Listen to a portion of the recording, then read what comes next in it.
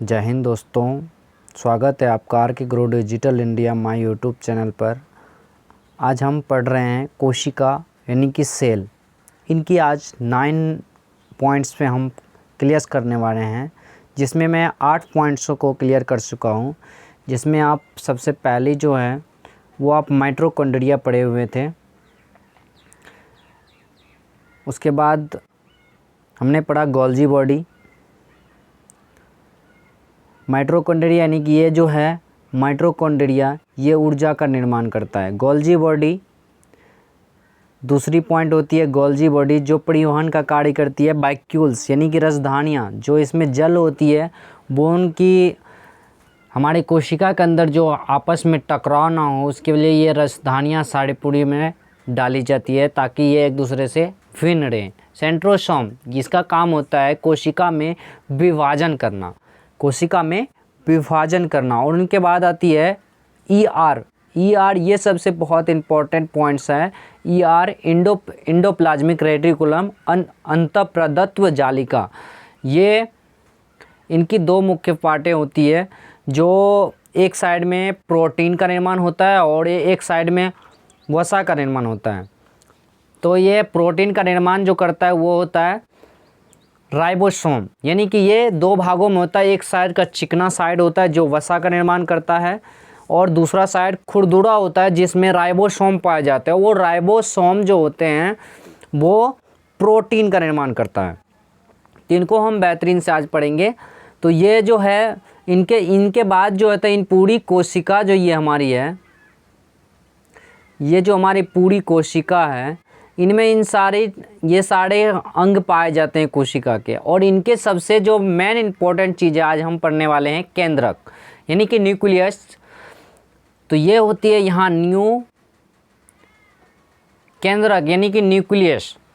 ये सबसे बड़ी अंग होती है कोशिका की, जिसे सर्वप्रथम रॉबर्ट ब्राउन ने किया था। इनका खोज सबसे पहले रॉबर्ट ब्राउन ने किया था। केंद्रक का खोज सबसे पहले रॉबर्ट ब्राउन ने किया था। ब्रेन ऑफ सेल यानी कि कोशिका का माइंड यानी कि दिमाग भी कहा जाता है इसे, ब्रेन ऑफ सेल को। यानी कि केंद्रक जो है ये इसे कोशिका का ब्रेन ऑफ सेल भी कहा जाता है। और इनको ये सारे कोशिका के इन सारे जो है जैसे कि यहाँ पे आप देख पा रहे होंगे ये सारे चीज़ जितने भी हैं माइटोकॉन्ड्रिया, गोल्जी बॉडी या वैक्यूल्स, इन सारे चीज़ों को ये रख रखाव करती है। ये इनके अंदर जितने सारे हो जैसे माइटोकॉन्ड्रिया हो गया, Golgi body, vacuoles, centrosome, ER या राइबोसोम, इन सारे चीज़ों को जितने सारे चीज़ होते हैं इन सारे की रख रखाव करने में इनकी जो मैनेजमेंट करती है वो केंद्रक करती है। कौन करती है? केंद्रक यानी कि न्यूक्लियस करती है। इसीलिए इसे कंट्रोलर भी कहा जाता है। क्या कहा जाता है? कंट्रोलर। इस केंद्रक के अंदर जब इस केंद्रक को फाड़ के देखा जाए तो इनके अंदर पाया जाता है क्रोमोसोम। इनके अंदर क्या पाया जाता है? क्रोमोसोम पाया जाता है। ये वाली क्रोमोसोम पाई जाती है इस केंद्रक के अंदर। जब इन्हें फाड़ा जाता है इनके अंदर डीएनए और आरएनए पाया जाता है। तो डीएनए आरएनए जिससे कि किसी भी व्यक्ति का जो डीएनए और आरएनए चेक किया करके बताया जा सकता है कि इनका अंश इसमें है, यानी क्योंकि ये डीएनए हर व्यक्ति के एक ऐसी चीज़ें होती है कि किसी भी इंसान के अगर उनके अंश उसमें है तो ये डीएनए से पता लग जाता है, क्योंकि उसमें कुछ ना कुछ अंश ज़रूर रहता है। तो ये इनकी चैप्टर कुछ अलग होती है जिनको मैं अगले पार्टों में क्लियर करके बेहतरीन तरीके से बताऊंगा। सिंपल आप जानिए कि केंद्रक जो होती है इस केंद्रक में केंद्रक होती है और केंद्रक को अगर फाड़ा जाए यानी कि बीचे बीच अगर फाड़ दिया जाए तो इसमें क्रोमोसोम मिल जाता है। और इस क्रोमोसोम को जब फाड़ा जाता है तो इनके अंदर जो होता है वो डीएनए और आरएनए पाया जाता है। तो यहाँ तक आप क्लियर हैं? तो इनमें जो सारी चीज़ों में जो क्लियरली होती है तो इन सारे डीएनए और आरएनए पाए जाने के बाद इन केंद्रक के अंदर 80% प्रोटीन पाया जाता है। 80% प्रोटीन पाया जाता है और डीएनए जो है वो 10% पाए जाते हैं। केंद्रक के अंदर डीएनए 10%, प्रोटीन 80% और अन्य 10%, तो कुल मिलाकर हो गए कितने 100%।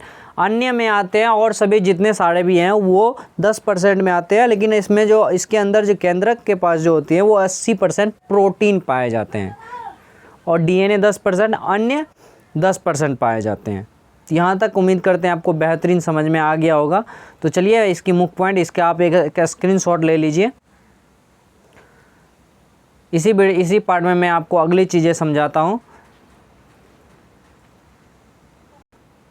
चलिए अब हम पढ़ेंगे लाइसोसोम, यानी कि कोशिका का 10वीं पॉइंट, सबसे बेहतरीन टॉपिक है जिसको कहते हैं लाइसोसोम।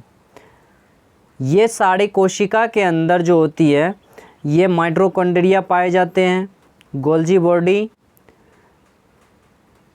वैक्यूल्स, सेंट्रोसोम, ER,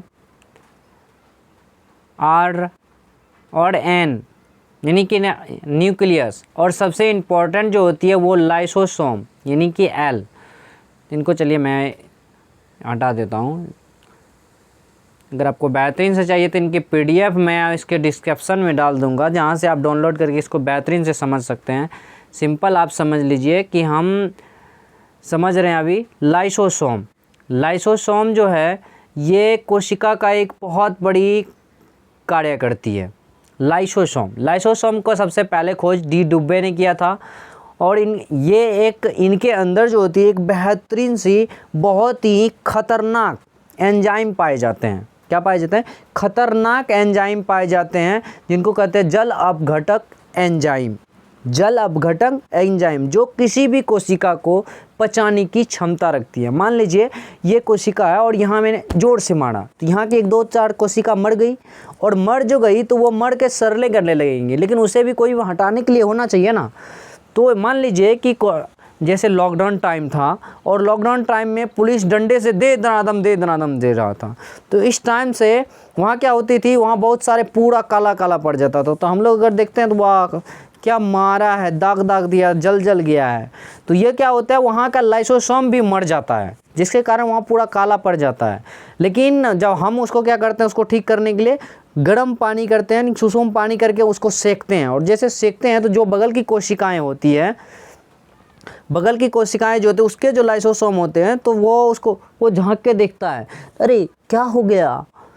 तो वो देखता है ओ इस सारे कोशिकाएं मर गए। तो वो क्या करते हैं, अपने सारे कोशिका को देख लेते हैं, हाँ ठीक ठाक चल रहा है, और अपने अंदर से छिड़क के वो धीरे धीरे वो छिड़क देते हैं। तो उस चारों साइड के जितने भी कोशिका होते हैं हल्के हल्के छिड़क देते हैं, और उससे धीरे धीरे क्या होता है, वो ठीक हो जाता है। इसीलिए इसे कोशिकीय पाचन भी कहते हैं। यानी कि इनके अंदर जो होते हैं हाइड्रोलिक एंजाइम पाया जाता है, जिससे यह कोशिका के अंदर के कोई भी अंग को, मतलब कोशिका के जितने सारे चीज़ होते हैं वो उनको गलाने की क्षमता रखते हैं। जैसे कभी कभार ये जो होते हैं ये कभी कभार के जैसे हड़ताल कर देते हैं, तो हड़ताल जब कर देते हैं तो ये कहते हैं कि हम ये काम नहीं करेंगे। लाइसोसोम कह देता है, माइटोकॉन्ड्रिया भी कह देते हैं हम नहीं करेंगे, गोल्जी बॉडी भी कह देते हैं हम नहीं करेंगे, वैक्यूल्स भी कहते हैं हम नहीं, और सेंट्रोसोम भी कहते हैं। इस प्रकार से कोशिका के अंदर जितने सारे पाए जाते हैं वो सारे जो होते हैं वो क्या करते हैं, सारे हड़ताल कर देते हैं। तो हड़ताल कर देते हैं, लाइसोसोम बड़ा खतरनाक होते हैं, वो क्या करते हैं,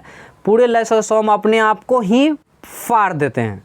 और जैसे ये फाड़ देते हैं अपने आप को, मान लीजिए ये इस प्रकार से ये एक बॉक्स में रहते हैं, और इनको बॉक्स अगर फट जाए तो फट जाने के बाद क्या होगा, ये लाइसोसोम रहा और ये पूरा में मिल जाएगा, और मिल जाएगा तो इसके पास एक एंजाइम होता है हाइड्रोलिक एंजाइम, जिसके वजह से ये पूरा कोशिका क्या होगा, पच जाएगा, यानी कि पूरा गल के पानी बन जाएगा।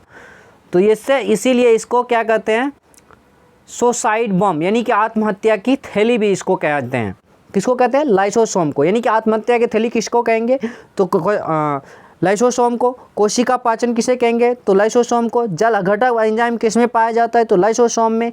कोशिका का आइटम बम किसे कहेंगे, तो ये भी लाइसोसोम को। कोशिका का आइटम बम, क्योंकि अपने आप को ये फाड़ देते हैं, और फाड़ देने के कारण ये कोशिका के अंदर जितने भी सारे अंग होते हैं ये पूरा क्या होता है, गल जाते हैं। इस वजह से इसे क्या कहा जाता है, कोशिका का आइटम बम। तो यहाँ तक आप समझ गए। इसके बाद हमारे जो नहीं पाए जाते हैं वो आरबीसी होते हैं, नहीं पाए जाते हैं वो आरबीसी होते हैं।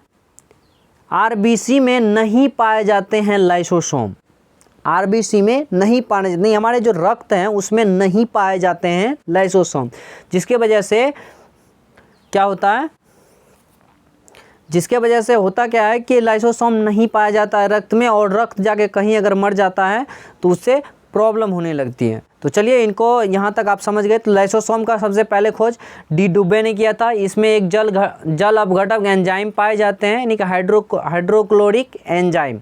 ये से कोशिका का पाचन भी कहते हैं, आत्महत्या की थैली भी कहते हैं, यानी सोसाइड बग, और कोशिका का आइटम बम भी कहते हैं। तो आरबीसी में लाइसोसोम नहीं पाया जाता है। और आरबीसी लाइसोसोम यानी कि रक्त जो है, इनकी लाइफ टाइम जो होती है, यानी कि जीवन जो इनका होता है, जीवन काल, वो 120 दिन की जीवन काल होती है। कितने दिनों को होती है? 120 दिनों की जीवन काल होती है जी। उसके बाद वो रक्त जो होता है वो मर जाता है। क्या होता है? ये रक्त मर जाता है। चलिए अब यहाँ तक अगर रक्त की लाइफ टाइम कितनी होती है तो 120 दिन होती है, और वो मरने के बाद कहाँ जाता है इनको हम अगले पार्ट में पढ़ेंगे। तो इसका एक आप स्क्रीनशॉट लीजिए, मैं इसको अगले पार्ट में आपको समझाता हूँ। अगर आप नहीं ले पाए तो कोई दिक्कत नहीं है, आपको हम अगली इसकी डिस्क्रिप्शन में इसकी पीडीएफ डाल दूंगा, जिसको आप डाउनलोड करके पढ़ सकते हैं। तो अगली चीज़ें जो होती है वो होती है केंद्रक। तो आपने समझा पहली चीज़ें में आरबीसी में नहीं पाया जाता है लाइसोसोम, जिसके वजह से वो जो होती है लाइसोसोम रक्त जो होती है वो हमारे कमर के नीचे एक तिल्लियाँ पाई जाती है। क्या पाई जाती है? हमारे कमर का तिल्ली यानी कि पिलिया, वो पाई जाती है कमर के साइड में कमर के साइड में तिल्लियाँ, वहाँ पे जाके वो रक्त क्या होता है? मर जाता है, जिसे ब्लड का कब्र भी कहा जाता है। कहाँ? तो यहाँ तक आप समझ गए ब्लड का कब्र किसे कहा जाता है? तो पिलिया यानी कि तिल्ली को ब्लड का कब्र कहा जाता है, जहाँ पे ब्लड जाके मर जाता है। चलिए अगली चीज़ हम जानेंगे केंद्रक। केंद्रक हमने पढ़ लिया, उसके बाद हमने पढ़ा लाइसोसोम। अब हम सबसे इम्पोर्टेंट और ख़ास चीज़ पढ़ेंगे जीव द्रव। आखिर जीव द्रव क्या है? प्रोटोप्लाज्म। जीव द्रव यानी कि प्रोटोप्लाज्म। प्रोटोप्लाज्म इसका नाम दिया था पुरकुंजे नामक एक महान व्यक्ति ने, जीव द्रव का नामकरण किया था। जीव द्रव का नामकरण सबसे पहले पुरकुंजे नामक महान व्यक्ति ने किया था। ये एक जल अपघटक, ये जो है जल को स्टोर करते हैं। क्या करते हैं? जल को स्टोर करते हैं। तो इनमें 80% जो होते हैं, इनमें जीव द्रव में 80% जल पाए जाते हैं। क्या पाए जाते हैं? 80% जल पाए जाते हैं। जीव द्रव का कलरलेस यानी कि यह एक कलरलेस होता है, इनमें कोई कलर नहीं पाया जाता है, ये कलरलेस होता है। क्या होता है? कलरलेस होता है, इनमें कलर नहीं पाए जाते हैं। कोशिका द्रव साइटोप्लाज्म, कोशिका के अंदर कोशिका द्रव, जीव द्रव, अगर जीव के अंदर अगर द्रव पूरी तरह से एक सजीव में अगर द्रव पूरी तरह से भरा हुआ है तो उन्हें जीव द्रव कहेंगे, और वही कोशिका के अंदर अगर पाया जाए तो साइटोप्लाज्म यानी कि कोशिका द्रव कहा जाता है। यहाँ समझ गए?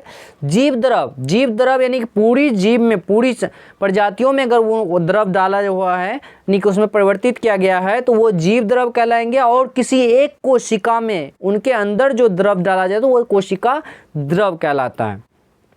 यहाँ तक समझ गए? इसी को केंद्र, इनकी दो पार्ट होती है। जीव द्रव की कलरलेस यानी कि जीव द्रव की दो पार्ट होती है, कोशिका द्रव और केंद्रिका द्रव यानी कि साइटोप्लाज्म और न्यूक्लियस प्लाज्म। यहाँ तक समझे? इनकी दो पार्ट होती है, और ये साइटोप्लाज्म जो होता है वो इस प्रकार से होता है। आपको मैं एग्जांपल से आप समझा देता हूँ। ये इस प्रकार से खुरदुरा होता है। मान लीजिए ये एक कोशिका है, इनके अंदर यहाँ पे जो पाए जाते हैं वो न्यूक्लियस यानी कि ये न्यूक्लियस एंड यहाँ पे इसके अंदर जो पाए जाते हैं वो, और ये जो भाग जो होते हैं ये खुरदुरा होता है।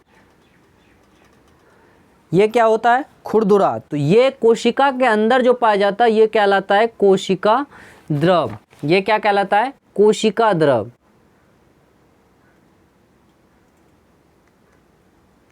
द्रव। और ये जो कहलाते हैं ये कहता है केंद्रिका द्रव।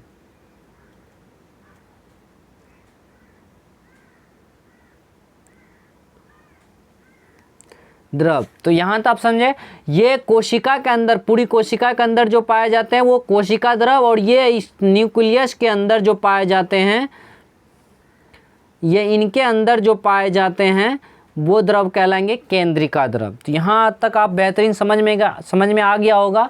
इनकी पार्ट आपको बेहतरीन तरीके से अगर आप समझना चाहते हैं तो हमारे चैनल को आप सब्सक्राइब कर लें। वीडियो को अगर अच्छी लगी हो तो एक लाइक और एक प्यारा सा कमेंट करना ना भूलें। चलिए मिलते हैं इसी प्रकार की नेक्स्ट वीडियो में, तब तक के लिए best of luck. So thank you.